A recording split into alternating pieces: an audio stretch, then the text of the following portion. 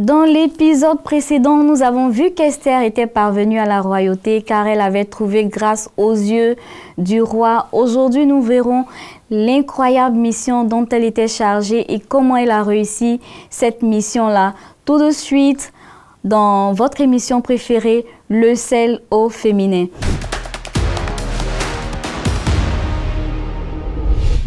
Bienvenue dans votre émission Le sel au féminin, l'émission destinée à l'édification et à l'épanouissement de la femme. Aujourd'hui, nous abordons la suite de notre émission précédente qui a pour titre « Positionner pour un dessein divin ».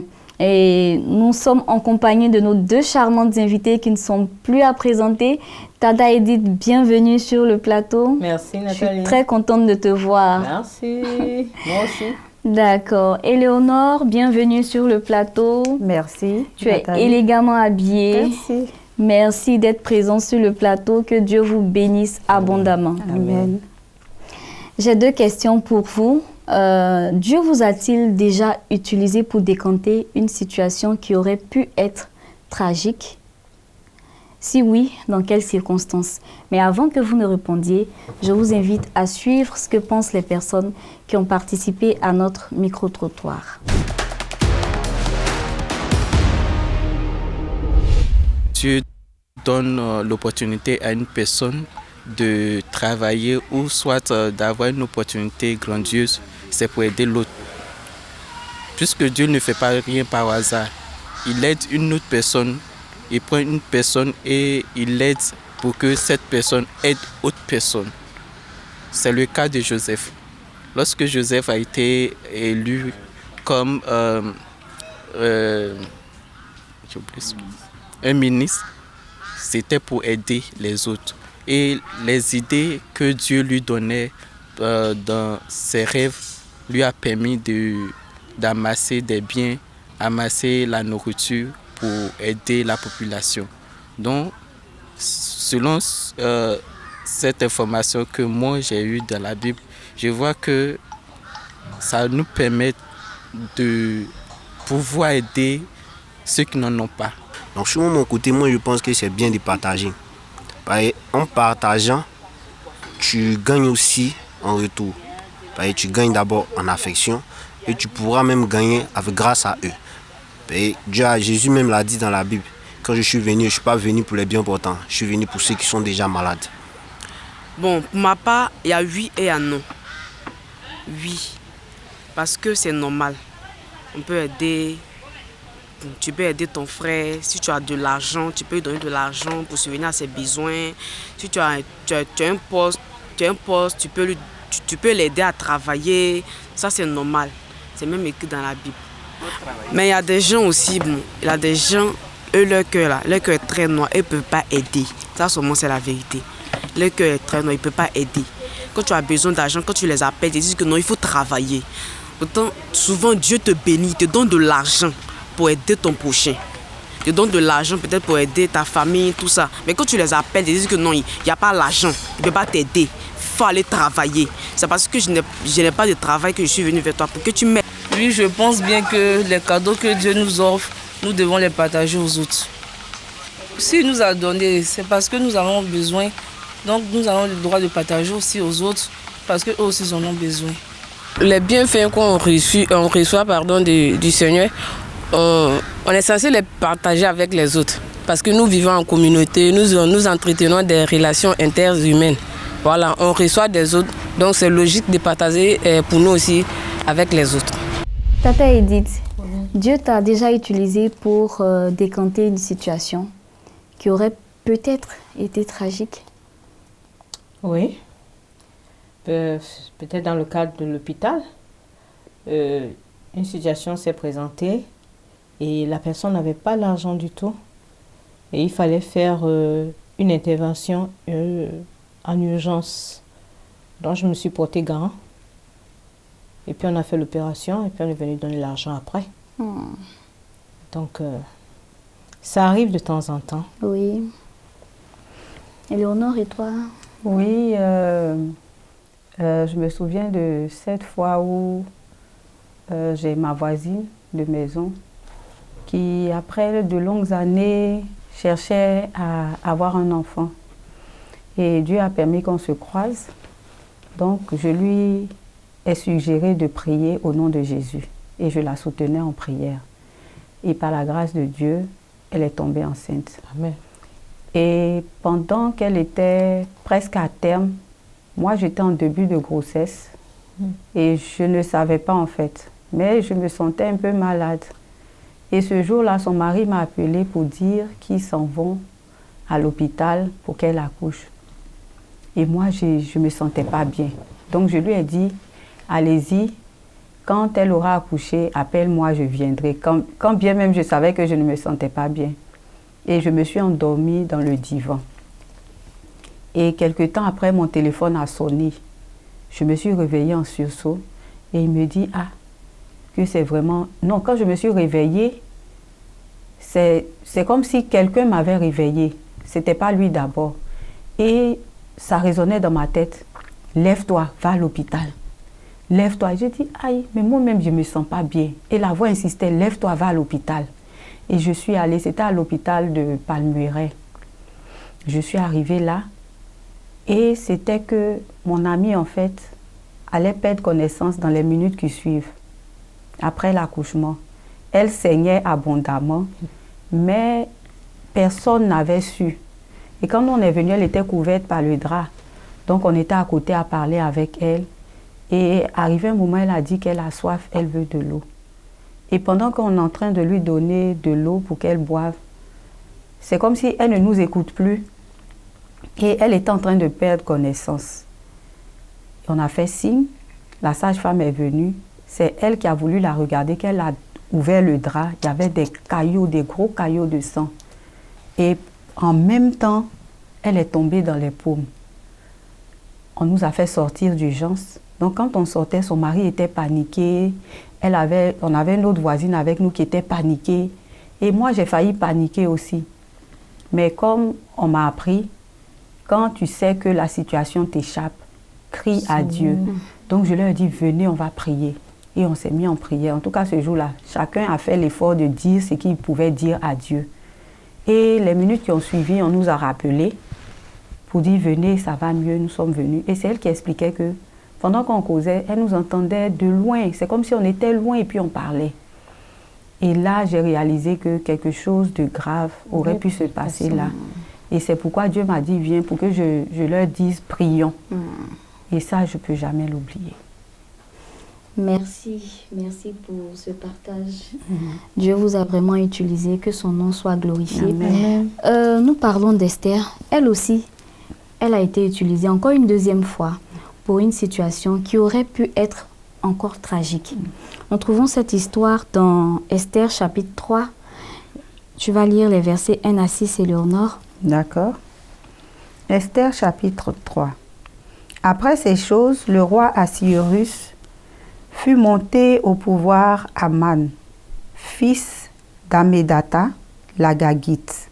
Il l'éleva en dignité et plaça son siège au-dessus de ceux de tous les chefs qui étaient auprès de lui. Tous les serviteurs du roi qui se tenaient à la porte du roi fléchissaient le genou et se prosternaient devant Aman, car tel était l'ordre du roi à son égard. Mais Mardochée ne fléchissait point le genou et ne se prosternait point. Et les serviteurs du roi qui se tenaient à la porte du roi dirent à Mardochée, « Pourquoi transgresses-tu l'ordre du roi ?» On voit quelqu'un qui transgresse l'ordre du roi. On nous parle d'abord de Aman. Qui est-il? Parce qu'il va jouer un élément très important dans toute cette histoire. Qui est-il, Aman? C'est simple, hein? C'est un Agagite, descendant d'un Amalécite. Et si on se rappelle bien, dans 1 Samuel 15, quand Saül a fait la guerre avec les Amalécites, il a capturé le roi Agag. Et il fallait qu'il le tue et il l'a laissé vivre. Et finalement, c'est le prophète Samuel qui a tiré son épée et a tué Agagite. Et donc, ça fait que... Agag, pardon. Donc, Aman est le descendant. Bref, il appartient aux Amalécites, des Agagites. Donc, on comprend bien le pourquoi par la suite de ces attitudes qu'on ne comprenait pas. Merci. Et quelle est sa position dans le royaume, Éléonore, selon ce que tu as lu? Oui, il a été élevé, Aman bien sûr, en dignité par le roi. Donc, il était haut gradé, il avait une position... On peut dire qu'après le roi, c'était Aman. Il avait une position vraiment stratégique dans le royaume. Et qu'est-ce qui a attisé cette haine qu'il avait déjà pour les Juifs? Bon, moi, je pense que quand il a su que Mardochée était un Juif, il s'est souvenu de la haine viscérale qui existe entre les Juifs et les Amalécites. Et surtout qu'on avait exterminé tout un peuple qui était son peuple. Qui est son peuple. Donc, ça fait qu'il a en horreur le peuple juif. Donc, pour lui, s'il trouve un Juif, il l'extermine. Parlons de ce complot-là qu'il a orchestré. Trouvons ça dans la suite, les versets 9 à 11, on va lire. Esther 3, versets 9 à 11. Si le roi le trouve bon, qu'on écrive l'ordre de les faire périr, et je pèserai 10 000 talents d'argent entre les mains des fonctionnaires pour qu'on les porte dans le trésor du roi. Le roi ôta son anneau de la main et le remit à Aman, fils d'Amédatha, l'Agagite, ennemi des Juifs. Et le roi dit à Aman, l'argent t'est donné, et ce peuple aussi, fais-en ce que tu voudras. Voilà, il organise un complot, il s'assoit, il réfléchit à quelque chose pour détruire tout un peuple. Tata Edith, tu nous donnes un mot là-dessus? Mais moi, je ne comprends pas. Ça dit, c'est la particularité de certains êtres humains. La rancune engendre toujours beaucoup de déboires. C'est-à-dire que pour lui, c'est-à-dire qu'il faut exterminer ce peuple que lui il considère comme un peuple ennemi. Donc il est hors de question qu'un juif puisse vivre devant lui. Et quand il a constaté que non seulement ce peuple-là a des lois différentes, peut-être si Mardochée s'était prosterné devant lui, peut-être il n'aurait même pas su que Mardochée était un juif. Mais Mardochée se tient. Il dit, lui ne peut pas se prosterner devant un homme. C'est pas possible. Et il est assez bien renseigné. Il sait que le peuple qui ne peut pas le faire là, ce sont les Juifs. Donc pour lui, il faut enlever cet élément-là devant le roi. Et il fait écrire un édit à ce sujet où le peuple juif devrait être quoi? Exterminé totalement dans ce royaume-là. Esther est informée de tout ce qui se passe dans le royaume. Oui. On lui dit, voilà ce qui se passe. Qu'est-ce qu'elle décide de faire? Quelle est sa démarche? Bon, Esther, moi, c'est bon, écoute, je pense que sa démarche était peut-être légitime, mais c'est la réplique de son oncle qui fait froid au dos. C'est la réplique de son oncle qui fait froid au dos, parce que son oncle dit quelque part que si tu refuses de t'engager et que les Juifs sont près de mourir, le secours viendra. Le secours viendra, mais il ne viendra pas de toi, n'est-ce pas? Mais qui sait? Si c'est pour cette raison que tu as été positionnée pour être l'épouse du roi. D'où le titre de notre émission. Prédestinée pour un but bien précis. Donc, il faut comprendre que à chaque étape de la vie des Juifs, Dieu organise toujours quelque chose pour protéger son peuple. Il peut prendre n'importe qui. Mais cette fois-là, c'était Esther qui était choisie par le canal de Mardochée. Donc, son oncle a joué un rôle actif, mais toute la haine a été portée sur Mardochée parce que Aman n'avait pas su que Esther était également une descendante juive et que c'est son oncle qui était Mardochée. Et je comprends maintenant pourquoi Mardochée a dit à sa nièce de cacher sa nationalité et pour qu'elle ne puisse pas être prise en haine devant le peuple. Je pense qu'il a bien fait. Oh, il avait bien fait. Elle décide d'intervenir. Éléonore, quelle est sa démarche? Après que son oncle soit parti, elle fait dire à son oncle de rassembler le peuple et de jeûner pour elle pendant 3 jours et 3 nuits sans manger ni boire. D'accord. Et elle, de son côté, elle allait également jeûner avec ses servantes. Et après ces 3 jours, elle entrerait chez le roi, quand bien même elle sait que tant que le roi ne t'a pas fait venir, tu n'as pas le droit de te présenter devant lui sous peine d'être mise à mort. Mais elle a dit, après les 3 jours, j'entrerai chez le roi, et si je dois périr, je périrai. Merci. C'est la première partie de sa démarche. D'abord, il y a le jeûne de 3 jours, sans manger, sans boire.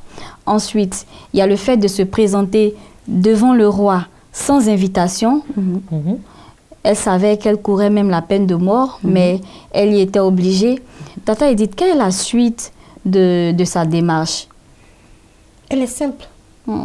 À partir du moment où j'ai pris 3 jours de jeûne et que j'ai été soutenue par mon peuple, maintenant, j'enfreins la loi qui dit que je ne peux pas me présenter devant le roi sans y être appelée. À partir du moment où elle enfreint et que le roi lui a tendu son sceptre, alors elle a su que la démarche était bonne et que Dieu agréait ce qu'elle était en train de faire. Alors, qu'est-ce qu'elle a fait? Elle a invité Aman à sa table. Avec le roi. Et avec le roi. J'aime cette force de caractère. Elle invite l'ennemi. Elle aurait pu dire non, j'appelle mon époux simplement et puis je lui parle de la situation. Mais non, Nathalie. Elle invite à un festin. Et elle invite même l'ennemi. On veut dire un mot là-dessus? Non, Nathalie. Quand on est face à un grave problème, on ne met pas les nerfs. On ne joue pas avec les sentiments. Parce que quand quelqu'un a décidé de te tuer, toi et tout ton peuple, c'est quoi ça? C'est pas un génocide? C'est quoi? Comment on appelle ça? Tu veux exterminer tout un peuple. On s'amuse plus avec.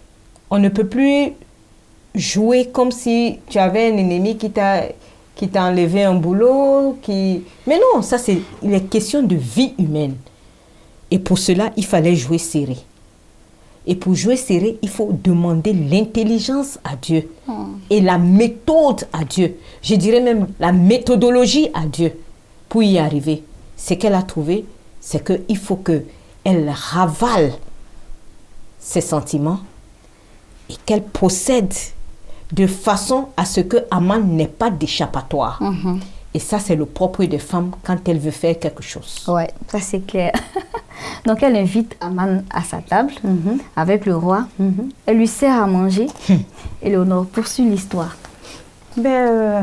Après ce dîner copieux organisé par la très belle et gracieuse reine, et je sais que toutes ces circonstances qui s'étaient passées avant ont joué en sa faveur. Toutes les fois où le roi a échappé à un complot de mort, tout ça, je sais qu'il s'en est souvenu. Et aussi du fait que depuis qu'elle est la reine, elle ne s'est jamais présentée à lui sans qu'il l'ait appelée. Donc il aurait pressenti qu'il y avait quelque chose de vraiment important pour qu'elle risque sa vie à se présenter devant lui sans qu'il l'ait appelée. Et donc après ce repas copieux, voici le roi qui va demander qu'est-ce que la reine veut exactement pour faire tout ça. Je suis sûre qu'il a été vraiment... Il a même proposé la moitié de son royaume. Son attention a été vraiment captivée par ce qui s'était passé. Et c'est là que la reine Esther va user de diplomatie, comme on le dit, pour étaler l'affaire qui lui tenait à cœur. Est-ce qu'elle a dit le même jour? Non, moi, c'est là... C'est le suspense qu'elle y a mis. En fait, c'est ça, j'ai vu l'intelligence d'Esther. Esther répond au roi. Non, monseigneur, c'est pas maintenant. C'est la diplomatie. Mais je vous invite encore demain. Avec Aman. Oui, et Aman, ne voyant pas ça venir, il dit, oh, je suis le privilégié. C'est Le moi, préféré on du roi. invite. C'est-à-dire, c'est moi, la reine décide d'inviter. Pas une fois, mais par 2 fois. Mais par 2 fois. Donc, quel privilège. Donc, elle prépare Aman d'une certaine façon. Ça, c'est une femme. Elle prépare Aman. Aman est pris dans le jeu pour mieux l'abattre. Elle a usé de grande sagesse. Et quand elle invite Aman le roi pour la seconde fois, elle expose enfin sa demande.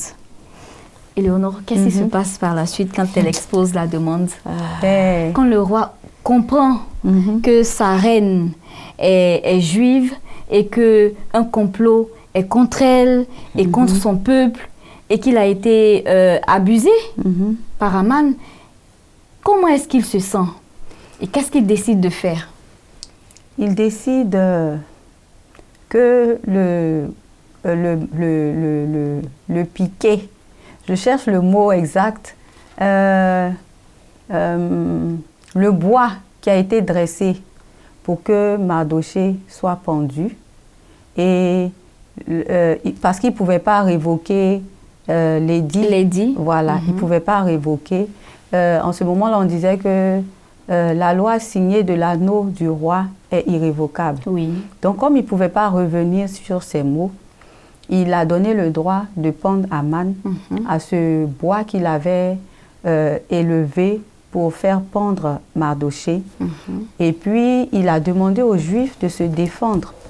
Quand quelqu'un les attaquerait, qu'ils se défendent. Avant qu'on en arrive...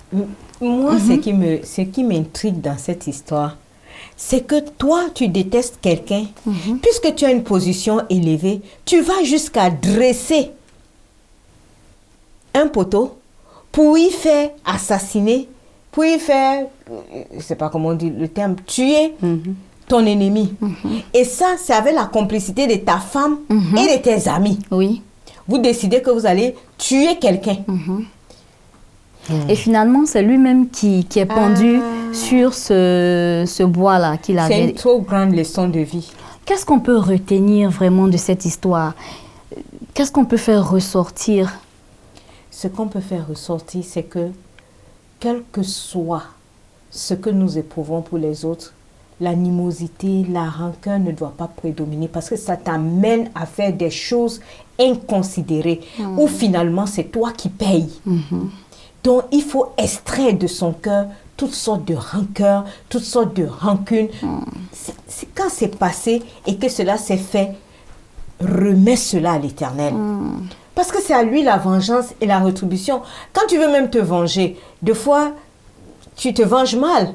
Tu te fais mal à toi-même. Et oui, tu te fais surtout mal à toi-même. Alors que quand tu laisses Dieu te venger, tu n'aurais même pas imaginé le 1/5 de ce que Dieu aurait fait à la personne. Sur cet élément-là, tu veux dire quelque chose? Oui, c'est un peu pour rebondir sur ce que Edith vient de dire. L'homme a tendance à vouloir répliquer tout de suite au mal qu'on lui fait. L'homme a tendance à s'énerver et partout où il y a colère, il n'y a plus de lucidité en fait. Pour bien lire la chose et puis pouvoir faire face. Et dans ce cas-là, je loue vraiment, je vais dire, la maîtrise de Mardochée.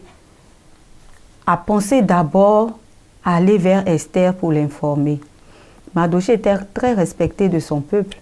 Il pouvait dire aux Juifs, voici ce qui a été publié, en tout cas, tenez-vous prêts. Mais il est resté calme. Et ce calme-là a permis à l'Esprit de Dieu certainement de lui dire, voici la démarche à faire. Il va vers Esther, il informe. Esther aussi, toute calme, l'Esprit de Dieu lui dit, voici ce qu'il faut faire. Elle aussi, elle applique ce que Dieu dit et tous ensemble, ils se mettent pour invoquer l'Éternel pour qu'il leur laisse la vie sauve. Et c'est ce Et que Dieu a regardons fait. le dénouement. Et c'est ce que Dieu a fait. Tata Edith, nous sommes déjà à la fin de notre émission. Quel est le mot de fin que tu veux adresser à une personne qui vit une situation dans le genre ou qui planifie pour quelqu'un d'autre? Il ne faut jamais planifier le mal contre quelqu'un. Cela ne sert de rien. Parce que ce qui est sûr, quand quelqu'un est animé de mauvaises intentions, il finit par se nourrir de ces intentions-là. Parce que ça finit toujours par le rattraper. Quel que soit le temps que ça va prendre, il va en subir les conséquences. Donc, autant laisser... La Bible dit quoi? Laisse agir la colère. Abandonne la fureur. La fureur. Laisse agir. Ce serait mal faire. Ce serait mal fait. Mais sinon, contente-toi de glorifier Dieu et de te dire que toute chose arrive pour un but et toute chose concourt au bien de ceux qui aiment Dieu. Pourquoi? Parce que ce chemin-là a permis aux Juifs de se détacher. Éléonore, mot de fin? Mot de fin, confions-nous en l'Éternel. Et puis, sachant que dans ce monde, il y a toujours l'énervement, il y a toujours la colère, il y a toujours le mal. Et l'enfant de Dieu ne va pas y échapper parce que le malheur atteint souvent le juste, mais l'Éternel en délivre toujours. Donc laissons-nous délivrer par l'Éternel et sachons encore que ce n'est ni par la chair, ni par les armes, mais c'est par l'Esprit de Dieu. Voilà. Merci d'avoir participé à cette émission. Dans cette partie du livre d'Esther, nous voyons comment des personnes peuvent nourrir une haine profonde au point de planifier notre mort. Tout comme dans ce cas, Dieu a assuré la protection de la reine Esther et de son peuple. Il veillera sur nous si nous nous confions en lui. Car il dit dans le psaume 121, « Il ne permettra point que ton pied chancelle, celui qui te garde ne sommeillera point. » Le sel au féminin, c'est fini pour aujourd'hui. J'ai pris plaisir à partager cette émission avec vous. Merci de nous suivre et de rester fidèles à cette émission. Je vous dis à très vite pour un nouvel épisode.